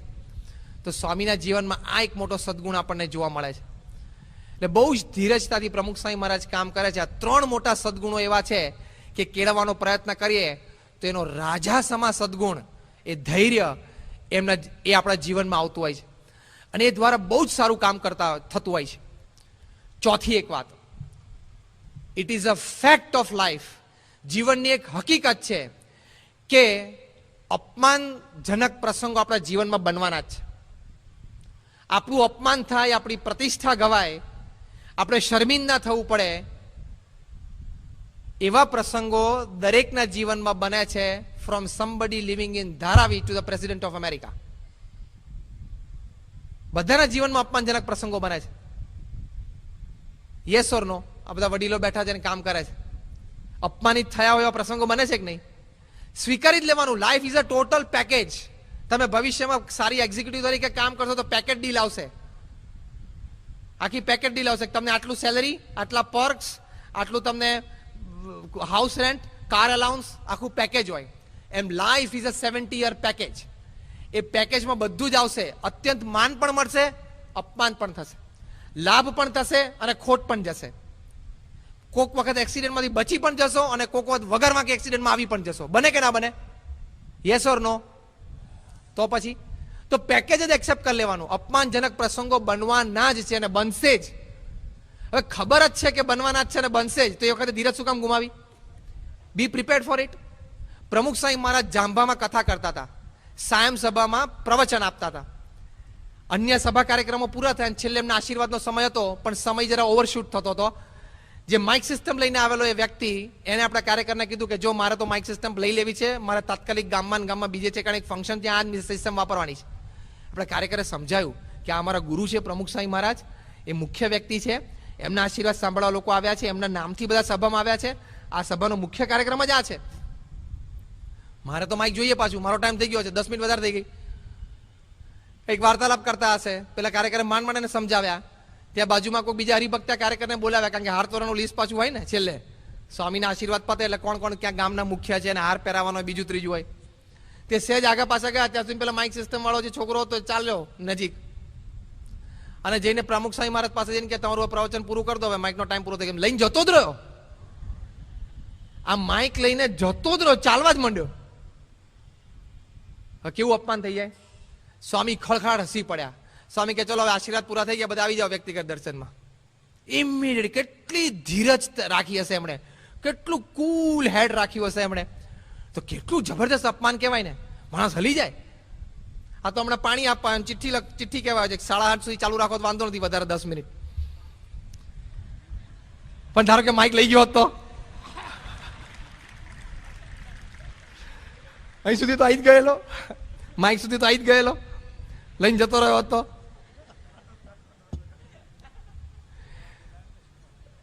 હા, સાધુજીવન સ્વામીએ જો ઇનપુટ આપ્યો, સાધુજીવન સ્વામી કે તો આપણે એમ ના કે બધા હવે ચલો વ્યક્તિગત દર્શનમાં, આપણે એમ જ કે તો બોલાય તો શું કરવા. This is the difference between us and પ્રમુખ સ્વામી. એટલે અપમાનજનક પરિસ્થિતિમાં તમે ક્યારેક આવી જ જવાના. વ્યવસ્થા ને વહીવટ ને વ્યવહાર એવો છે જ, કૌટુંબિક જીવનમાં કે એડમિનિસ્ટ્રેશનમાં. એ વખતે થોડીક ધીરજ રાખવી કે બની જાય. બધાને આવા પ્રસંગો બને છે. અમેરિકાના પ્રેસિડેન્ટને જોર્જ બુશને ચાલુ પ્રેસ કોન્ફરન્સ જૂતું આવતું હોય માથા ઉપર, તો તમને નહીં આવે? ખબર છે ને બધાને? ફોટોગ્રાફ જોઈ લીધો ને? તો પછી તમારે નહીં આવે? આવશે. Take it easily. એવા બહુ જ ઓછા પ્રસંગો હોય છે, પણ એ પ્રસંગે ધીરજ રાખીને હસી લેવું તો સ્થિરતા રહેશે અને તો આનંદ આવશે, તો સ્ટેબલ રહેશે અને સારા નિર્ણયો લેવાશે, તો પ્રતિક્રિયા રિએક્શન બહુ સારું અપાશે. એટલે પ્રમુખ સાહેબ મારા જીવનની ચોથી વસ્તુ આ શીખવાની કે અપમાનજનક પ્રસંગો વખતે ધીરજ રાખવાની જ. તો કોઈ જ જાતનો પ્રશ્ન એ ક્યારેય કોઈ પ્રસંગે એ ઊભો જ નહીં થાય. તો જો આવા ઘણા બધા સદગુણો સ્વામીના જીવનમાં છે, એને લઈને એ ધીરજ રાખી શક્યા છે. હવે થોડોક બીજો વિભાગ આપણે જોઈએ, આપણી ધીરજ કેમ નથી રહેતી, એ પણ એક સમજવાની જરૂર છે. આપણને ધીરજ જેવી એક સારી વસ્તુ જીવનમાં કેળવવી જોઈએ એની ખબર નથી એવું નથી. ધીરજથી સારા પરિણામો મળે છે એ વાતથી આપણે અજાણ નથી, છતાં આપણે પેશન્સ કેમ નથી રાખતા, કેમ નથી રાખી શકતા? તો first, when bad things happen to good people. આપણે સાચા હોઈએ, સારા હોઈએ, આપણી ભાવના સાચી હતી, આપણે બધાને લાભ થાય એવી જ ક્રિયા કરેલી, છતાં વિરોધ થાય, કોઈ સહકાર ના આપે, તે વખતે આપણી ધીરજ નથી રહેતી. Right or wrong? એ વખતે આપણે ધીરજ ગુમાવી, ભાઈ મારી વાત સાચી છે, મેં સાચી જ વાત કરી છે, મારે એમાં કોઈ સ્વાર્થ નથી, બધાના લાભ માટેની વાત છે, આમાં પ્રગતિ જ છે બધાની, છતાં વિરોધ થાય, ઈર્ષ્યાના ભાવો આજુબાજુ જન્મે લોકોમાં, નાને મોટું બ્લેક પુલિંગ પણ થાય. એ વખતે આપણી પેશન્સ, આપણી ધીરજ એ રહેતી નથી. પણ એ થવાનું જ, એ પણ લાઈફનું એક પેકેજ છે. સચિન તેંડુલકરને 90s ખોટો આઉટ LBW આપવામાં આવ્યો, કેટલા પ્રસંગો હશે? ઓછામાં ઓછા 3 થી 4 પ્રસંગો છે. ક્લિયર કટ એક્સપર્ટ ઓપિનિયન્સ બીજી દિવસે કહે કે સચિન નોટ આઉટ જ હતો. પણ આજે લોકો ક્રિકેટર તરીકે તો ભવિષ્યમાં એને નાનો મોટો યાદ રાખશે, પણ the gentleman of the game, આ ગેમનો એક મહાન વ્યક્તિ એને એટલા માટે યાદ રાખશે કે એને પોતાને પણ ખબર હોય કે બોલ સ્ટમ્પની ઉપરથી જતો હતો, સ્ટમ્પની લાઇનની બહારથી જતો હતો, હું ફ્રન્ટ ફૂટ ઉપર હતો, પહેલા બેટ એન્ડ પેડ નહોતું, પહેલા પગને પેડને અડેલું, પણ ફ્રન્ટ પેડને અડેલું હતું. બધી જ ને ઘણી આટલો એક્સપિરિયન્સ ખબર નહીં પડતી હોય. પણ અમ્પાયરની આંગળી ઊંચી થઈ, કોઈ દિવસ એને અમ્પાયરની આંખમાં આંખ નાખીને જોયું નથી. અમ્પાયરની આંગળી ઊંચી થઈ એટલે નીચું મોઢું કરીને ગોળ ફરીને પેવેલિયનમાં જતું જ રહેવાનું. Maintain the dignity of the ground, dignity of the umpire and the dignity of the game. એ ધીરજ.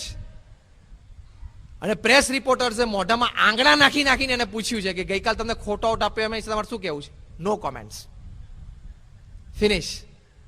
એટલે એ વ્યક્તિ આટલી મહાન છે. લોકો ખાલી એને ક્રિકેટર તરીકે નથી ઓળખતા અથવા ઓળખશે, is a gentleman of the game. તો ધીરજ તો રાખવી જ પડશે. ખોટું થશે જ, ચોખ્ખો અન્યાય થશે, સિદ્ધાંત છે. અને તમે કોઈ સંપ્રદાયમાં રહ્યા હોય, કોઈ સંસ્થામાં રહ્યા હોય, નિસ્વાર્થ સેવા કરતા હોય, ત્યાં અન્યાય, ઉપેક્ષા અને પક્ષપાત ફેસ કરવા જ પડશે, સિદ્ધાંત છે પૃથ્વી ઉપર. એમ જ ઘડતર થાય. અન્યાય, ઉપેક્ષા અને પક્ષપાત સહન કર્યા વગર પૃથ્વી ઉપર કોઈનું કોઈ ક્ષેત્રમાં ઘડતર થયું જ નથી. It is a bottom line. ઘડતર એનાથી જ થાય છે. આપણા ઉત્સાહ પ્રમાણે આપણે કામ કરીએ એનાથી ઘડતર છે. આપણને સારી તકો પ્રાપ્ત થાય જીવનમાં એનાથી ઘડતર છે. આપણામાં કુદરતી રીતે ભગવાને બક્ષેલા સદગુણો હોય અથવા કોઈ ટેલેન્ટ કે ઇન્ટેલિજન્સ એનાથી ઘડતર છે, ના નથી, પણ ફ્યુ પર્સન્ટેજ. ખરું ઘડતર તો તમે અન્યાય, ઉપેક્ષા અને પક્ષપાત એ સહન કરીને છતાં ધીરજ રાખીને શ્રદ્ધાથી મંડ્યા એમાં જ છે. That is where patience comes into existence. તો when bad things happen to good people, Pramukh Swami મહારાજને એરોમાં મંદિર બાંધવું હતું લંડનમાં, સદભાવના જ હતી, દરેકને એક સારી જ વસ્તુ આપી હતી, છતાં આજુબાજુના લોકોએ વિરોધ કર્યો, સહી ઝુંબેશ કરી, કોર્ટમાં રજૂઆત કરી અને મંદિર ના થઈ શક્યું. પ્રમુખ સ્વામી મહારાજની આટલા ધ્રામાતન સમાચાર મળ્યા કે સ્વામી આપણે હેરોનો કેસ હારી ગયા. પ્રમુખ સ્વામી મહારાજની મોઢાની લકીર ફરી નહીં. પૂજ્ય વિવેક સાગર સ્વામી પાસેથી આ પ્રસંગ આપણે સાંભળીએ છીએ. એ વખતે ત્યાં જ હતા, એમણે સમાચાર આપ્યા. સ્વામી બહુ શાંતિથી, બપોરે સમય હતો એમનો આરામમાં શાંતિથી ગયા, નસકોરા બોલવા માંડ્યા. સ્વામી કે જેવી ભગવાનની ઈચ્છા, આપણે પ્રયત્ન કરી લીધો, પછી જેવી ભગવાનની ઈચ્છા, ક્યાંક બીજે બેસવું હશે, ફરી એક પ્રયત્ન. કેટલી ધીરજ, કેટલી ધીરજ. ફરી એક પ્રયત્ન કરશું, ફરી એક કરશું, થશે. અને થયું. તો નિષેધમાં આપણે સર્વોપરી મંદિરના દર્શન કરીએ છીએ. તો ધીરજ. આવા પ્રસંગો બને, અન્યાય, ઉપેક્ષા, પક્ષપાતના પ્રસંગો બની જાય ત્યારે, અને એવા પ્રસંગો જીવનમાં જૂજ જ આવે છે અને આવકારવા જોઈએ. Let it come. આપણું દૈવત અંતરમાં કેટલું છે ખબર તો પડે. એટલે ધીરજથી એ બહુ જ મોટું કામ થાય છે. It is a fact of life. So ધીરજ નથી રહેતી એનું પહેલું કારણ આ કે when bad things happen to good people. બીજું, ઘણી વખત આપણી સત્તા, આપણા અધિકાર, એનો અસ્વીકાર આપણી નીચે રહેલી વ્યક્તિ કરતી હોય ત્યારે ધીરજ નથી રહેતી. એ પણ તમને અનુભવ થશે. When you are a boss, it is easy to get angry and fire your colleague or your subordinate. એ તો સહેલું છે. તમારો ક્લર્ક કે એકાઉન્ટન્ટ તમારું માને એટલે ખખડાઈ નાખવો બે માણસની વચ્ચે. એ તો સહેલું છે, તમને ભવિષ્યમાં કરી શકશો. પણ એ વખતે સમજણપૂર્વક કામ કરવું. બોમ્બેમાં ઘણા બધા ફેમિલીઝ અમે જોયા, ગુણભાવી ફેમિલીઝ, જેમાં 3 જનરેશન શેઠિયાઓની અને એની સાથે ડોમેસ્ટિક હેલ્પ સર્વન્ટની પણ 3 પેઢીઓ એ જ ઘરમાં મોટી થઈ હોય. 70, 80 વર્ષથી એ ઘરમાં સર્વન્ટ ફેમિલી હોય. તો નાના મોટા પ્રસંગો, ગુસ્સે થવાના ટાઈમે કામ પત્યું ના પત્યું નહીં થયા હોય, પણ ફેમિલી મેમ્બરની જેમ રાખ્યા તો તમને ખબર જ ના પડે કે આ સર્વન્ટ ફેમિલી છે. ફેમિલી મેમ્બર જેવું જ લાગે. તો એ વખતે આ યાદ રાખવાનું કે તમારી સત્તા અને અધિકારનો અસ્વીકાર થવાની શક્યતાઓ છે, થાય છે. એ વખતે ધીરજ રાખી લેવાની. એ વખતે પેશન્સ રાખવી જ પડે. તમે ધીરજ આપણે એટલે એ વખતે જ ગુમાવી દઈએ છીએ. પ્રમુખ સ્વામી મહારાજ એક વખત મુંબઈમાં 1972ની સાલમાં પધરામણી કરતા હતા. બપોરે 1:30 વાગે પધરામણી પતાવીને એક હરિભક્તને ત્યાં જમવા માટે આવ્યા. પ્રમુખ સ્વામી મહારાજ બેઠા હતા, સામે હરિભક્તો જમવા બેઠેલા, પીરસાતું હતું. તે વખતે એક હરિભક્ત આમ હાથમાં રૂમાલ રાખી અને મોઢું આમ હાથમાં રાખી આમ થાકી ગયા હોય કે માથું દુખતું હોય એવા પોસ્ચરમાં બેઠેલા. કોઈક એમને થાળીમાં ફૂડ આઈટમ મૂકવા માટે પીરસનાર સંતો આવે તો કે જોઈએ છે, તો કે ના મૂકો, ના મૂકો, એવું થોડું થોડું લેતા હતા. અને દરેક સંત આવીને પૂછે કે માથું દુખે, દવા લાવું, કે દાઢ દુખે છે, ઘણી કે દાઢ દુખતી હોય તો આપણે એમ પકડી રાખીએ, તો કે ના ના ના. પ્રમુખ સ્વામી મહારાજ લગભગ 12-15 ફૂટ દૂર બેઠેલા, જોતા હતા. 2-3 વખત સ્વામી નજર ગઈ. સ્વામી ઇઝ વેરી શાર્પ. પ્રમુખ સ્વામી અત્યંત સ્પોન્ટેનિયસ રિએક્શનમાં માસ્ટર છે. તરત સ્વામીને તો આમ શાર્પનેસ એટલી છે ને ખ્યાલ આવી જાય. તો ત્રીજી વખત કોઈ સંત ત્યાંથી નીકળ્યા કે આ મૂકું, તો કે ના. એમને જોયું કે આ તો આમ લમણે હાથ દઈને બેઠા છે, તો કે તમને કે માથું દુખે છે? સ્વામી હસતા હસતા બોલ્યા, સ્વામી કે એને માથું નથી દુખતું, એને દાઢી નથી દુખતી, એના રૂમાલની અંદર નાનો ટ્રાન્ઝિસ્ટર છે, ક્રિકેટની કોમેન્ટ્રી સાંભળે છે. હાથ જેવડું નાનું ટ્રાન્ઝિસ્ટર છે ને, ક્રિકેટની કોમેન્ટ્રી આમ સાંભળતા હતા. હવે પ્રમુખ સ્વામી મહારાજ સામે બેઠા છે, સામે એક વ્યક્તિ એ ક્રિકેટની કોમેન્ટ્રી સાંભળતી હોય, તમે પ્રમુખ સ્વામી મહારાજની સામે બેસીને એમનું સત્તા કે અધિકાર કે એમની ડિગ્નિટી તોડવાની જ વાત છે ને. પણ સ્વામી હસતા હસતા લઈ લીધું, તારે આવું ન કરવું જોઈએ, તને ભાન રહેવી જોઈએ, આ કંઈ કરવાની જરૂર નથી. એ ઉપદેશ બધો સભામાં આપે જ છે, પણ એ સભા વખતે ઉપદેશ આપવાનો, વ્યક્તિગત રીતે એનું અપમાન થયું ના કરાય. એ ધીરજ એ વખતે રાખવી પડે. તો આપણી સત્તા અને અધિકારનો અસ્વીકાર થાય એ વખતે આપણે ધીરજ રાખવી એ બહુ જ જરૂરી છે. તો આ સેકન્ડ મુદ્દો કે આપણી ધીરજ ક્યારે નથી રહેતી. તો આ બે પ્રસંગે આપણી ધીરજ નથી રહેતી એ જાણપણું આપણે રાખી અને ધીરજ કેળવવાનો પ્રયત્ન કર્યો. બિલ ગેટ્સનું નામ આપણે બધાએ સાંભળ્યું છે, one of the richest man in the world. અને માઇક્રોસોફ્ટ એમનું આટલું મોટું તંત્ર, અને Melinda and Bill Gates Foundation બહુ જ મોટું ફાઉન્ડેશન છે. અબજો ડોલર એ ફાઉન્ડેશનમાં છે. એ બિલ ગેટ્સે એમનું જીવન ચરિત્ર લખ્યું છે, business at the speed of light. જે આપણે @ લખીએ છીએ ને જે આપણા ઈમેલ આઈડીમાં, એમ business at the speed of light. વીજળીની ગતિએ તમારા વ્યવસાયનો વિકાસ કરવો છે તો આ મુદ્દાઓ છે. એમણે જીવનમાં 3 જ મુદ્દા લખ્યા છે કે વાય હું બિલ ગેટ્સ માઇક્રોસોફ્ટ આટલું મોટું તંત્ર ઉભો કરી શક્યો. સમજો, એ કોલેજ ડ્રોપ આઉટ છે, ગ્રેજ્યુએટ નથી. Bill Gates is a drop out, એ ગ્રેજ્યુએટ નથી. એણે લખ્યું છે, એણે કહ્યું કે ફર્સ્ટ ઇન્ટેન્સ હાર્ડવર્ક, જબરદસ્ત પુરુષાર્થ. Second acceptance of the ideas of others, બીજાના વિચારોનો મેં સ્વીકાર કર્યો છે જે મને સારા ને સાચા લાગ્યા, જો આમાં ધીરજની વાત આવે. અને ત્રીજી વાત એને બહુ કરી કે I always kept a cool head in taking my decisions and behaving with people. લોકો સાથે વર્તણૂકમાં અને નિર્ણયો લેવામાં આવે મેં ખૂબ શાંતિ જાળવી છે અને ઠંડા મગજે મેં નિર્ણયો લીધા છે. જો ધીરજ આવી. એટલે પ્રોફેશનલ બનવા માટે, એક સારા એક્ઝિક્યુટિવ બનવા માટે પણ ધીરજ તો બહુ જ રાખવી પડશે. રતન ટાટાને સિંગુરમાંથી આખો પ્લાન્ટ નેનોનો ઉચકી લેવો પડ્યો. એના કારણો તો જે હશે એની આપણે ચર્ચા નથી કરતા. 500 કરોડનો લોસ ગયો પરમ દિવસે ન્યૂઝપેપરમાં હતું. અને નેનો કારનું લોન્ચ પણ મોડું થયું, લોકોને પણ હવે મોડી મળશે. જે કંઈ હશે પોલિટિકલ સોશિયલ કારણો. એ મહિના દરમિયાન કેટલા બધા નેશનલ ઇન્ટરનેશનલ ન્યૂઝપેપર્સના મીડિયા પર્સન્સે રતન ટાટાને કહ્યું કે આ અન્યાય છે, આ ખોટું છે, તમે લડો આની સામે. રતન ટાટા કે હું લડવામાં મારી એનર્જી ખોવું, મારો ટાઈમ બગાડું, એની કરતાં પ્લાન્ટ બીજી જગ્યાએ લઈ લઈશ તો ક્રિએટિવ કામ વધારે કરીશ. ધીરજ. ઝઘડવા ના રહ્યા, બધે ઝઘડી શકતા હતા. અને એ સુપ્રીમ કોર્ટમાં જો રતન ટાટા અપીલ નાખી હોત તો એકવાર આખો દેશ હલી જાત. પણ ના કર્યું એમણે. ભલે ત્યાં પ્રતિકૂળ પરિસ્થિતિઓ છે, સાનુકૂળ પરિસ્થિતિઓ ત્યાં કામ કરીએ આપણે, આટલો મોટો દેશ છે. એ ધીરજ રાખીને નિર્ણય લીધો તો નેનો પ્લાન્ટ પાછો ગોઠવાઈ પણ ગયો અને નેનો કાર લોન્ચ પણ થઈ ગઈ. અને ઝઘડામાં રહ્યા હોત તો ત્યાં ફેક્ટરીમાં તાળા લાગત, કોર્ટમાં કેસ ચાલત, 15-20 વર્ષ નીકળત, રતન ટાટાની ઉંમર 72 વર્ષની છે, દામમાં જાત ત્યાં સુધી નિરાકરણ ના આવત, નેનો લોન્ચ ના થાત. સિમ્પલ. એટલે આવી જે પીઢ વ્યક્તિઓ છે, મચ્યોર વ્યક્તિઓ છે, કેવા નિર્ણયો કેવા પ્રસંગે લે છે એ જોવાનું. ઝઘડવાનું બધાને મન થાય અને ઝઘડતા બધાને આવડે છે. યસ ઓર નો? બધાને આવડે છે. ઝઘડવામાં કોઈને શીખવવું નથી પડતું. ધીરજ, સહિષ્ણુતા, પ્રેમ રાખીને વર્તણૂક કરવું, એની માટે તો કથા વાર્તા છે. એ તો શીખવાડવું પડે બધાને. તો એ કેસ સ્ટડી પ્રમુખ સ્વામી મહારાજનો છે, એમાંથી આપણને શીખવા મળે છે.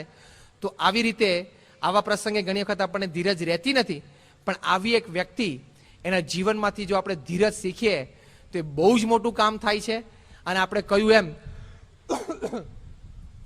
કે એ તો ધીરજનું મૂર્તિમાન સ્વરૂપ છે. એક છેલ્લો પ્રસંગ કહી દઉં. 1999માં પ્રમુખ સ્વામી મહારાજ બેંગ્લોરમાં હતા. એ વખતે ત્યાં સ્થાનિક આપણા હરિભક્તોએ એક જાહેર સભાનું આયોજન કરેલું.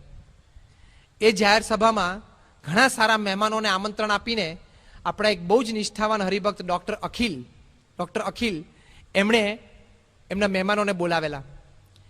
એમાં એમણે એક ડૉક્ટરને ફોન કર્યો, ડૉક્ટર વિનીત નૈયર, કે મારા ગુરુ પ્રમુખ સ્વામી મહારાજ આવે છે હમણાં 5 દિવસ પછી, અને અહીંયા એમનો સત્સંગ સભાનો લાભ છે, તું ખાસ આવજે. બહુ જ મહાન સંત છે, એના દર્શન આશીર્વાદનો લાભ મળશે. ડૉક્ટર વિનીત નાયર કે ઓકે, હું આવીશ. 5 દિવસ પછી જ્યારે જાહેર સભા હતી અને ડૉક્ટર અખિલેશ બહાર બધાને ઊભા રહી અને આમંત્રણ એટલે વેલકમ કરતા હતા, એમાં ડૉક્ટર વિનીત નાયર આવ્યા અને આમ થોડા ડિપ્રેસ્ડ હતા. એને ડૉક્ટર વિનીતને પૂછ્યું કે નાયર, વોટ્સ ધ કેસ? શું થાય તને, આમ ચહેરો ઉદાસીન છે? એ કે નથિંગ. તો કે આવ બેસ. એ અંદર જેવા હોલમાં એન્ટર થયા, ડૉક્ટર વિનીત નૈયર, એક સાઉથ ઇન્ડિયન વ્યક્તિ, પ્રમુખ સ્વામી મહારાજને પહેલી જ વખત જોવે છે, સ્થિર થઈ ગયા પ્રમુખ સ્વામી મહારાજનો ચહેરો જોઈને. પ્રમુખ સ્વામી મહારાજ એક સભામાં શાંતિથી માળા ફેરવતા હતા. પૂજ્ય વિવેક સાગર સ્વામી હિન્દીમાં પ્રવચન કરતા હતા. ડૉક્ટર અખિલેશ પાસેથી આવીને વિનીત નાયરના ખભા ઉપર હાથ મૂકીને કે ડૉક્ટર બેસો ને, એટલે કે પ્લીઝ સિટ ડાઉન. એને ખબર જ નહીં કે ડૉક્ટર અખિલેશ એના ખભા ઉપર હાથ મૂક્યો છે અને કંઈક વાત કરે છે. સ્થિર થઈ ગઈ એમની આંખો પ્રમુખ સાહેબના ચહેરા ઉપર. સ્વામી તો આમ કેઝ્યુઅલી સભામાં બેઠા હતા અને માળા ફેરવતા હતા. રડી પડ્યા ડૉક્ટર વિનીત નાયર. ડૉક્ટર અખિલેશ કે વોટ હેપન? તો કે નથિંગ. તો કે બેસો ને, એટલે પ્લીઝ સિટ. બેસાડ્યા. પછી પ્રમુખ સ્વામી મહારાજના આશીર્વાદ શરૂ થયા. થોડી મિનિટો પછી ખૂબ શાંતિથી સાંભળ્યા. એક અક્ષરની ખબર નહોતી પડતી. અને ડૉક્ટર અખિલેશ તો બીજી વ્યવસ્થામાં હતા, કારણ કે એ તો મુખ્ય યજમાન હતા, એટલે બાજુમાં બેસીને એને ભાષાંતર પણ ન કરી શક્યા. એ પૂરું થયું ત્યારે ડૉક્ટર વિનીત નાયરને કીધું કે હું તને જીસ્ટ કહું. એ પ્રમુખ સ્વામી મહારાજે બહુ સરસ આશીર્વાદ આપ્યા. ડૉક્ટર વિનીત નાયર કે આઈ એમ કમ્ફર્ટેબલ. હું ભલે પ્રમુખ સ્વામી મહારાજ જે બોલ્યા એનો એક અક્ષર સમજ્યો નથી, કારણ કે ગુજરાતીમાં બોલતા હતા અને Gujarati is not my language, પણ મને એટલી શાંતિનો અનુભવ થયો છે, મને નવું જીવન મળ્યું. એમ કરીને ધ્રુસકે રડી પડ્યા. આ ડૉક્ટર વિનીત નાયર બેંગ્લોરની મોટામાં મોટી પબ્લિક હોસ્પિટલના ચીફ સુપ્રિન્ટેન્ડન્ટ. ડૉક્ટર અખિલેશ એને ખૂણામાં લઈ ગયા. વિનીત શું થયું? એ ડૉક્ટર વિનીત નાયરે વાત કરી કે તારો ફોન મને 4-5 દિવસ પહેલા આવ્યો, એ ફોન જો 2 મિનિટ મોડો આવ્યો હોત તો મેં સુસાઇડની તૈયારી કરી લીધેલી. મારી બાજુમાં પોઈઝનની બોટલ હતી અને મારે પી જ લેવાની હતી. શું વાત કરે છે? તો કે યસ, અમારી હોસ્પિટલમાં એટલું બધું પોલિટિક્સ ચાલે છે ને એટલું ગંદુ પોલિટિક્સ ચાલે છે કે હું ત્રાસી ગયો. કે હું સજ્જન માણસ, સ્ટ્રેટ ફોરવર્ડ માણસ, મારે કામ કરવું હોય, કામ ના કરવા દે લોકો. હું આપઘાત જ કરવાનો હતો, પણ તારો ફોન આવ્યો અને આપણે નાનપણથી ચડ્ડી પહેરીને સાથે રમ્યા છે અને સ્કૂલથી સાથે છીએ, એટલે મને મનમાં એક વિચાર આવ્યો કે મારા ફ્રેન્ડે મને પર્સનલ ફોન કર્યો છે કે મારા ગુરુના આશીર્વાદ લેવા માટે આવજે, તો મારા ફ્રેન્ડની એક ઈચ્છા હું પૂરી કરી લઉં, પછી સુસાઇડ કરું. એ બોટલ હજી ઘરે છે. અત્યારે સભામાંથી જઈને મારે બોટલ પીવાની જ હતી, પણ વેન આઈ સો પ્રમુખ સ્વામીઝ ફેસ, પ્રમુખ સાહેબનો ચહેરો મેં જોયો, એમની આંખો મેં જોઈ અને એમનો અવાજ સાંભળ્યો, મારા આપઘાત કરવાના બધા જ વિચારો શમી ગયા, નષ્ટ થઈ ગયા, and I am not committing suicide. કેમ? તો કે મને એવા વિચારો જાગવા માંડ્યા કે જો હું થોડીક ધીરજ રાખીશ, આ સમય અત્યારે જે હોસ્પિટલમાં પોલિટિક્સ ચાલે છે એ સમય કંઈ કાયમ એવો નહોતો. પહેલા 10 વર્ષ પહેલા કંઈ હું હતો ત્યારે કંઈ આ કક્ષાનું પોલિટિક્સ નહોતું ચાલતું, અને 2-4 વ્યક્તિઓ લીધે ચાલે છે. આગી પાછ થશે તો પાછું સરખું થઈ જશે. મારે થોડીક ધીરજ રાખવી પડશે. થોડોક સમય જો હું કાઢી જાઉં ને તો નહીં વાંધો આવે. એ વિચારો પ્રમુખ સ્વામી મહારાજના ચહેરોને જ્યારે મેં જોયો, એ વિચારો મને આવવા માંડ્યા. તો પ્રમુખ સ્વામી મહારાજમાં ધીરજ કેટલી હશે કે આવી એક વ્યક્તિ જે પહેલી વાર એમને જોવે છે એનામાં ધીરજનો સંચાર થયો અને ધીરજ રાખી શક્યા. તો આવી રીતે આવા પ્રસંગે એ ધીરજ રાખી શકે એનું કારણ કે એમને પ્રમુખ સ્વામી મહારાજ એમના દર્શન થયા. એમના દર્શન આપણને પણ છાત્રાલયમાં ઘણા બધા થયા છે. ઘણા બધા નવા સ્ટુડન્ટ્સ પણ અહીંયા વિદ્યાનગરમાં આજુબાજુની હોસ્ટેલ કે કોલેજીસમાંથી આવ્યા છે. Not just a personal request but for your personal gain, Pramukh Swami મહારાજ છાત્રાલયમાં આવે ત્યારે એમને પૂજા દર્શન કરવા આવજો. thousands of experience by his one darshan, people have gained hundreds of things in life which you will never gain in your books and teaching. I guarantee you. 100%. એમના એક દર્શનથી તમને જે પ્રેરણાઓ મળશે, જે લાગણી, જે ભાવનાઓ તમારા હૃદયમાં શુભ બધી પ્રગટ થશે, એ હજારો પુસ્તકો વાંચીને, હજારો શિક્ષકો પાસે ભણીને, this I am telling in the presence of the vice chancellor, હજારો પુસ્તક વાંચીને, હજારો શિક્ષકો નીચે ભણીને જે લાગણી, ભાવનાઓ શુભ અંતરમાં પ્રગટ જે કક્ષાના થવા જોઈએ, એ કક્ષાના પ્રમુખ સ્વામી મહારાજના દર્શન માત્રથી જે થાય છે, it is a different story. તો આવી એક સાચી અને સારી વાત આપણે પાસે છે. You have to encash it. ખિસ્સામાં ક્રેડિટ કાર્ડ હોય અને તમે ભૂખ્યા ઘરે આવો તો તમને કયું ટાઇટલ આપવામાં આવે? તમારી પાસે ક્રેડિટ કાર્ડ હોય 10,000 રૂપિયાનું અને તમે ભૂખ્યા રહો આખો દિવસ, તો તમને શું કરો કહેવાના? કહો. આ બધા અમેરિકન્સ બેઠા છે ક્રેડિટ કાર્ડ વાળા, મૂર્ખના જામ. એમ પ્રમુખ સ્વામી નામનું એક ક્રેડિટ કાર્ડ છે, ગમે ત્યારે એનકેશ કરજો. ભણવામાં ડિપ્રેશન આવ્યું, સ્વાઇપ, સીધું જ ક્રેડિટ કાર્ડ. એક્ઝામ વખતે ડિપ્રેશન આવ્યું, ધીરજ ખૂટી ગઈ, પ્રમુખ સ્વામી મહારાજને યાદ કરજો. You will get it if somebody can come back from suicide attempt. Can't you give your exams properly? હા કે ના? કરી જ શકો. એમની સ્મૃતિ કરજો, એમના દર્શન કરજો, એમના જીવન વિશે જાણજો. દુનિયામાં એક પણ પુસ્તક વાંચવાનું નહીં રહે. પ્રમુખ સ્વામીઝ લાઈફ ઇઝ એન એન્સાઇક્લોપીડિયા. બીજી બધી ટેક્સ્ટ બુક્સ કહેવાય, ગાઈડ્સ કહેવાય, પ્રમુખ સ્વામી મહારાજની લાઈફ તો એન્સાઇક્લોપીડિયા છે. યુ ઓપન એની પેજ, ગમે તે પુસ્તકમાંથી એ કોઈ પણ પેજ તમે ખોલો અને it is a treasure of values. A treasure of values છે પ્રમુખ સ્વામી મહારાજનું જીવન. એટલે આટલી શ્રદ્ધા રાખી અને આટલું એક ફેથથી પ્રમુખ સ્વામી મહારાજ વિશે જાણવાનો પ્રયત્ન કરશો તો you have lived your life, you have enjoyed your life. એટલે આજે ભગવાન સ્વામિનારાયણ અને પ્રમુખ સ્વામી મહારાજના ચરણોમાં પ્રાર્થના કરીએ કે એમના જીવનમાં જે ધીરજ છે એ ધીરજ આપણે રાખશું. Weight for a moment. Instant reaction આપી નહીં દેવાનું, ઇન્સ્ટન્ટ બોલી નહીં જવાનું, ઇન્સ્ટન્ટ અભિપ્રાય નહીં આપી દેવાનો. થોડુંક જો રાહ જોશો તો ભગવાને એક નેચરલ ઇનબિલ્ડ સિસ્ટમ આપણામાં ગોઠવી જ છે કે બીજો વિચાર સારો ફેંકશે જ. એ આપણે એમના જીવનમાંથી શીખી લેવાનું. એ શીખવા આપણને મળે એમના ચરણોમાં પ્રાર્થના. શ્રી સ્વામિનારાયણ ભગવાનની જય.